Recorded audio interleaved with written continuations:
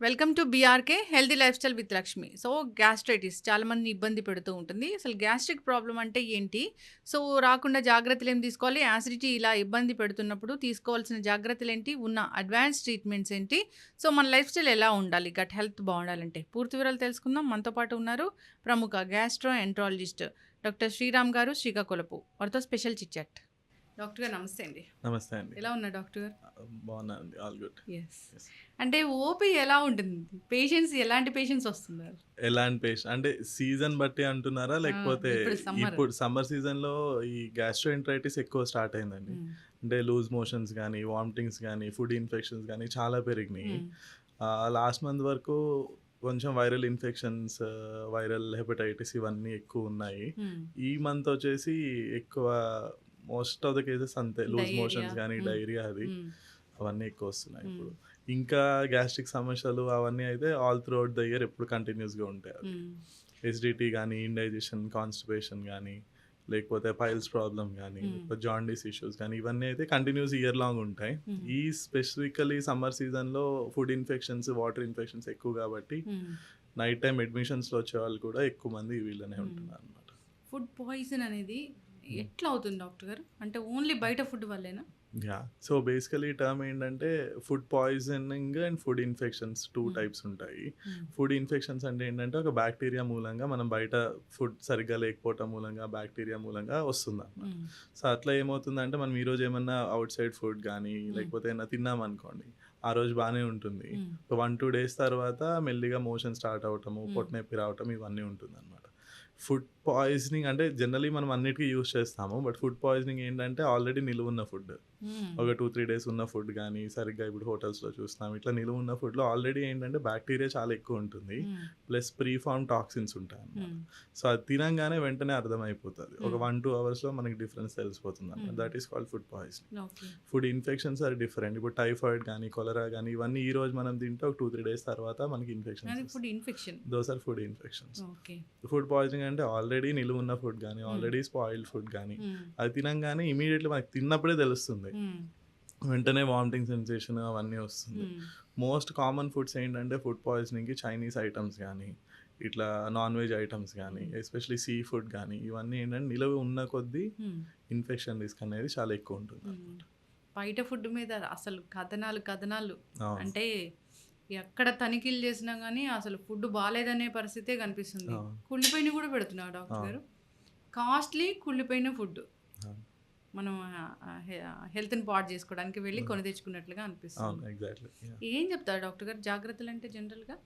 See basically మన ఇప్పుడున్న సిచ్యువేషన్‌లో సోషలైజ్ అవ్వటానికి కూడా you can't avoid out side food. మనము ఎంత చెప్పినా, ఎంత మాట్లాడుకున్నా సరే మీరు వెళ్తారు, మేము బయటికెళ్ళి తింటాం. బట్ ఏంటంటే లిమిట్ చేయటం దాన్ని. ఔట్ సైడ్ ఫుడ్ లిమిట్ చేయటము. అండ్ నిలువ ఉన్న ఫుడ్స్ కాకుండా ఫ్రెష్‌లీ ప్రిపేర్డ్ ఫుడ్స్ ఆర్డర్ చేయటం. సలాడ్స్ కానీ అట్లాంటివి ఆర్డర్ చేయటం. అంటే చైనీస్ స్టార్టర్స్ కానీ, అంటే మనకు తెలుస్తుంది కదా ఏది నిలువ ఉంది, ఎక్కువ రోజులు స్టోర్ చేసి అలాంటి దానికన్నా అంటే వీ కెన్ నెవర్ సే అన్నీ పాడై ఉండొచ్చు. ఇప్పుడు ఏంటంటే ఫ్రెష్‌లీ కుక్డ్ ఫుడ్ గానీ, ఇమ్మీడియేట్‌లీ చేసింది గానీ, బాగా వేడిగా ఉన్నాయి గానీ, ఇట్లాంటివి ఆర్డర్ చేసినప్పుడు ఏంటంటే ఫుడ్ ఇన్ఫెక్షన్ రిస్క్ కొంచెం తగ్గుతుందన్నమాట. ఓకే. ఇప్పుడు ఈ వామిటింగ్స్ స్టార్ట్ అయ్యాయి. ఇప్పుడు తినగానే నాకేదో ఫుడ్ పడలేదు అన్నప్పుడు డాక్టర్ దగ్గరికి వెళ్ళాల్సిందేనా? ఆహ్, ప్రతిసారి వెళ్ళాల్సిన అవసరం లేదండి. ఎందుకంటే కొన్ని డేంజర్ సైన్స్ ఉంటాయి. బాగా కంటిన్యూస్‌గా వామిటింగ్స్ అవ్వటం, సింగిల్ టైమ్ అది బాడీస్ న్యాచురల్ రెస్పాన్స్ అది. మనకేమన్నా పడంది తిన్నప్పుడు ఒక వన్ టైమ్ వామిటింగ్ అయిపోతుంది. కొంచెం ఆ రోజు అది అజీర్తిలాగా ఉంటుంది. That is okay. అది బాడీస్ న్యాచురల్ రెస్పాన్స్. అట్లా అవ్వంగానే వెళ్ళాల్సిన అవసరం లేదు. కానీ ప్రాబ్లమ్ కంటిన్యూ అవుతాంది. కంటిన్యూస్ వామిటింగ్స్ రోజుకి ఒక 3, 4 టైమ్స్ వామిటింగ్స్ అయిపోతున్నాయి. లూజ్ మోషన్ స్టార్ట్ అయినాయి. అండ్ ఎస్పెషల్లీ ఫీవర్ గానీ, పెయిన్ గానీ, మనకి చాలా సార్లు వామిటింగ్ అయిపోతుంది కానీ పొట్టలో నొప్పి కానీ, ఫీవర్ కానీ ఏమి ఉండదు. జస్ట్ కొంచెం అరగనట్టు ఉంటుంది. దట్ ఈస్ అది పెద్ద డేంజర్ సైన్ ఏం కాదు. కానీ బాగా పొట్టలో నొప్పి రావటము, వామిటింగ్స్ ఎక్కువ అవటం, ఫీవర్ రావటం, దీస్ ఆర్ అండ్ 1, 2 డేస్ కన్నా ఎక్కువ ఉంటాం. ఇవన్నీ ఆర్ బ్యాడ్ సైన్స్ అన్నమాట. అప్పుడప్పుడు ఫుడ్ ఇన్ఫెక్షన్స్ అంటే it's a spectrum. Very mild disease and just ఇట్లా వామిటింగ్ అయ్యి కొంచెం గ్యాస్ ప్రాబ్లమ్, ఎక్కువ తేపులు రావటం దగ్గర నుంచి కంప్లీట్ లూజ్ మోషన్స్‌లో బ్లడ్ రావటము, చీము రావటము, అట్లా అప్పుడప్పుడు అంటే వెరీ సివియర్ ఇన్ఫెక్షన్ ఇంటెస్టైన్స్‌కి హోల్స్ పడటం అంతవరకు ఉంటుందన్నమాట. సో డయేరియా వచ్చి ఇప్పుడు డయేరియా వచ్చి చనిపోయిన వాళ్ళని కూడా చూసాం డాక్టర్ గారు. అవునండి. డైరీ అది ఇంతకుముందు చాలా ఎక్కువుండేది. హ్మ్. ఇప్పుడేంటంటే గవర్నమెంట్ ప్రోగ్రామ్స్ మూలంగా గానీ, అవేర్‌నెస్ మూలంగా గానీ, ఓఆర్ఎస్ ప్యాకెట్స్ తాగటం. డైరీ వచ్చి ఎందుకు మెయిన్ ప్రాబ్లమ్ అవుతుందంటే హ్మ్. Population is important. అంటే హ్మ్. డయాబెటిక్స్ గానీ, హ్మ్. లేకపోతే ఓల్డ్ ఏజ్ వాళ్ళు గానీ, బీపీ ప్రాబ్లమ్స్ ఉన్నవాళ్ళు, హ్మ్. లేకపోతే ఆల్రెడీ వేరే సమస్యలున్నవాళ్ళు. సో, డయేరియా వచ్చి డీహైడ్రేషన్ వస్తుందనమాట. హ్మ్. డీహైడ్రేషన్ మూలంగా బీపీ తగ్గిపోవటము, కిడ్నీ హ్మ్. ఫెయిల్యూర్ ఇట్లాంటివొచ్చి నిజంగా చనిపోయే అవకాశం గూడా ఉంటుంది. ఓకే. అయితే బాగా వామిటింగ్స్ అవుతున్నాయి, హ్మ్. ఆగట్లేదు అన్నప్పుడు డాక్టర్ దగ్గరికి వెళ్ళాల్సిందే ఖచ్చితంగా. వెళ్ళాల్సిందే. హ్మ్. 1, 2 టైమ్స్ కాదు. బట్ పర్సిస్టెంట్‌గా అవుతున్నాయి. మోర్ హ్మ్. దెన్ 12 అవర్స్ అవుతున్నాయి. కంటిన్యూయస్‌గా అవుతున్నాయంటే డెఫినెట్‌లీ వెళ్ళాల్సిందే. ఓకే. సో, డాక్టర్ దగ్గరికి వెళ్ళినప్పుడు కూడా ప్రతి ఒక్క పేషెంట్ డాక్టర్ దగ్గర వచ్చిన ప్రతి పేషెంట్స్‌కి అన్ని టెస్ట్‌లన్నీ చేసేసి అది కూడా హ్మ్. చేయరనమాట. సో, వైరల్‌గానే అనిపించింది, మైల్డ్‌గానే అనిపిస్తే జస్ట్ రీఅష్యూరెన్స్ లేకపోతే హ్మ్. కొంచెం వామిటింగ్ సెన్సేషన్ తగ్గించడానికి మెడిసిన్స్, హ్మ్. ఎసిడిటీ తగ్గించడానికి మెడిసిన్స్ ఇస్తే చాలా మందికి 85% మందికి తగ్గిపోతుంది. హ్మ్. ఇంకొక పర్టిక్యులర్ పాపులేషన్ చూస్తే తెలుస్తుంది. బాగా డీహైడ్రేటెడ్ ఉంటారు.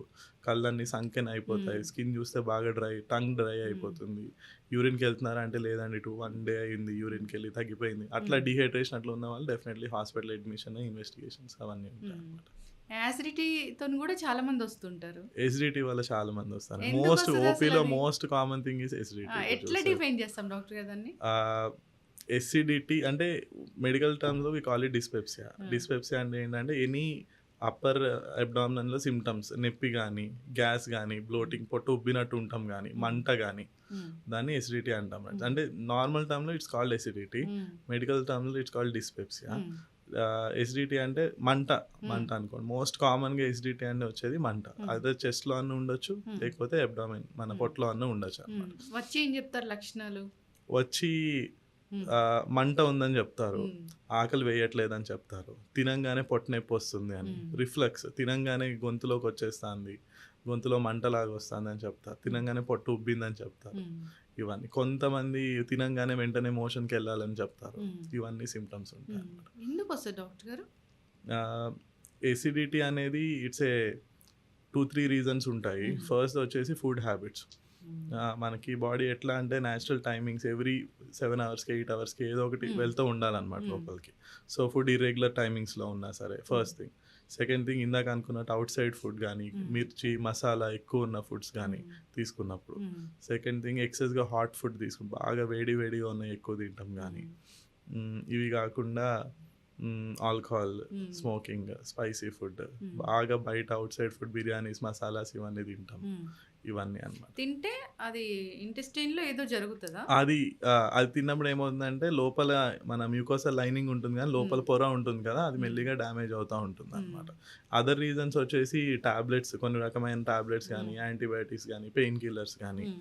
వీటిల వల్ల కూడా కొంచెం ఎసిడిటీ ప్రాబ్లమ్ అనేదొస్తుంది. ఓకే. వీటిలన్నిటి మూలంగా ఎండ్ రిజల్ట్ ఏంటంటే పొట్ట లోపల లేయర్ ఉంటుంది గదా! హ్మ్. అది డ్యామేజ్ అవ్వటం స్టార్ట్ అవుతుంది. హ్మ్. చిన్నగా జస్ట్ రెడ్‌నెస్ జస్ట్ కందినట్టు ఉండటం దగ్గర నుంచి అల్సర్స్ ఫార్మ్ అయ్యే వరకు హ్మ్. ఉంటుందన్నమాట. ఆ లోపల చేంజెస్ బట్టి మనకి బయట సింప్టమ్స్ కూడా అట్లా ఉంటాయన్నమాట. ఓకే. మరి ట్రీట్మెంట్ అంటే? ట్రీట్మెంట్ ఫస్ట్ చెప్పేదేంటంటే మెయిన్ అసలు ఎక్కడ ప్రాబ్లమ్ ఉందో చూసి అది కంట్రోల్ చేసుకోవాలి. హ్మ్. చాలామంది ఎట్లా ఉంటారంటే టాబ్లెట్స్ ఇచ్చేసేయండి సార్, టాబ్లెట్స్ ఇస్తే తగ్గిపోతుందంట. టాబ్లెట్స్ ఇస్తే డెఫినెట్‌లీ తగ్గిపోతుంది. హ్మ్. కానీ టాబ్లెట్స్ ఆపంగానే వెంటనే సింప్టమ్స్ అనేవి మళ్ళీ వచ్చేస్తాయన్నమాట. హ్మ్. ఎసిడిటీకి మెయిన్ ఇష్యూస్ అదే. హ్మ్. టాబ్లెట్స్ పనిచేస్తాయి బాగా. ఆ లోపల యాసిడ్‌ని అంతా సప్రెస్ చేయొచ్చు. హ్మ్. కానీ మళ్ళీ బయట ఫుడ్ తింటాం. ఇవన్నీ హ్మ్. ఉంటాయి.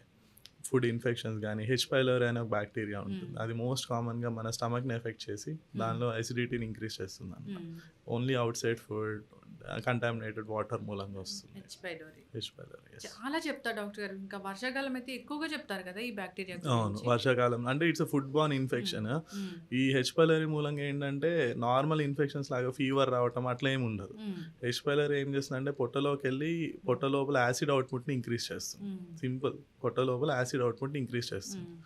యాసిడ్ అవుట్‌పుట్ ఇంక్రీజ్ చేయడం మూలంగా మెల్లిగా గ్యాస్ట్రిక్ అల్సర్స్, హ్మ్. ఎసిడిటీ ప్రాబ్లమ్, హ్మ్. తర్వాత స్మాల్ ఇంటెస్టైన్‌లో చిన్న అల్సర్స్ హ్మ్. ఇట్లా ఫార్మ్ అవుతాయన్నమాట. ఇట్లానే హెచ్ పైలోరీ వదిలేసి నెగ్లెక్ట్ చేసామంటే మెల్లిగా అల్సర్స్, మెల్లిగా క్యాన్సర్ రావటం గానీ, లింఫోమా రావటం గానీ హ్మ్. అట్లాంటి ప్రాబ్లమ్స్ కూడా వస్తాయన్నమాట. ఓకే. డాక్టర్ గారు మరి బయట ఫుడ్ అవాయిడ్ చేయలేని పరిస్థితి చాలా మందిలో హ్మ్. ఉంటుంది. హ్మ్. ఇంకా బ్యాచిలర్స్ అలాంటి వాళ్ళంటే బయట ఫుడ్ తినాల్సిందే. అవును. జాగ్రత్తలు ఏమైనా ఉంటాయా? ఆహ్, మనము ఇమ్మీడియేట్‌లీ ఫుడ్ ఎట్లా ఉందో ముందే చూసుకోవాలి. హ్మ్. ఎక్కడి నుంచి ఎక్కడ తింటున్నాము ఈస్ వెరీ ఇంపార్టెంట్. హ్మ్. ఆహ్, యూజువల్లీ చాలామంది ఏంటంటే నైట్ టైమ్ బండ్ల మీద తింటాము. హ్మ్. ఐఎమ్ నాట్ సేయింగ్ అన్నీ ఎవ్రీథింగ్ కంటామినేటెడ్ ఉంటుందని హ్మ్. కాదు. బట్ చూస్తాం కదా! ఈవెన్ సాఫ్ట్‌వేర్ ఎంప్లాయీస్ గానీ, చిన్న మాల్ జస్ట్ పెయిన్‌తో వస్తారు. హ్మ్. ఎండోస్కోపీ చేసినప్పుడు పొట్ట మొత్తం అల్సర్స్ ఉంటాయన్నమాట. Hmm. You can't believe it. అంత ఎడ్యుకేటెడ్ పర్సన్ హ్మ్. పొట్టలో ఇన్ని అల్సర్స్ ఎలా ఉన్నాయి? ఇంత నెగ్లెక్ట్ ఎట్లా చేశారనిపిస్తుంది. Just simply because of outside food. Hmm. ఓకేనా? అలా. దాన్ని అవాయిడ్ చేయడం అంతే. దాన్ని అవాయిడ్ చేయడం. Once in a month, twice in a month is okay. But daily బయట తింటాము. డైలీ అది అలవాటు చేసుకుంటాము. ఇట్స్ హ్మ్. Not a good thing. Okay.